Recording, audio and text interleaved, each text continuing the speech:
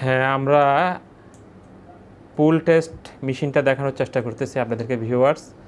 অত্যন্ত ইম্পর্ট্যান্ট একটা machine garments সেক্টরের জন্য, বিশেষ করে প্যান্ট বটম আইটেম, জ্যাকেটের মধ্যে যে সমস্ত শ্যাং বাটন লাগে, স্ন্যাপ বাটন লাগে, এটার পুল টেস্ট করা হয়, প্রেসার দিয়ে নির্ণয় করা হয়।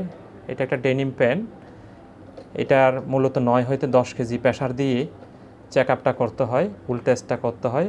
বাটনের অ্যাডজাস্টিং ঠিক আছে কিনা, মূল অ্যাডজাস্টিং ঠিক আছে কিনা, বাটনের কোয়ালিটি, বাটনের কাটার, বাটনের নিচে সাইডে একটা কাটা আছে, সেই কাটাটা ঠিক আছে কিনা, মূলের সাথে অ্যাডজাস্টিং হয়েছে কিনা, কোয়ালিটি ভালো আছে কিনা, সব কিছু মিলিয়ে এটা দিয়ে একটা টেস্ট করা হয়।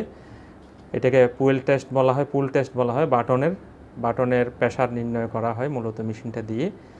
অত্যন্ত ইম্পর্টেন্ট মেশিন গার্মেন্টস সেক্টরের জন্য।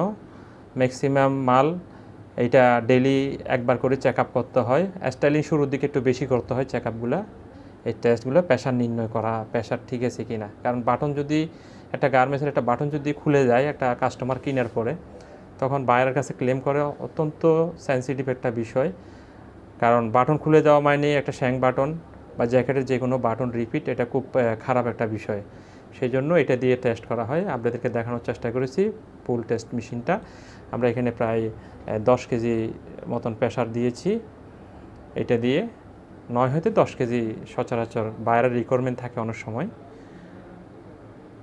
সেই অনুপাতে আমরা প্রেসারগুলো দেখানোর চেষ্টা করি আর কি। ধন্যবাদ।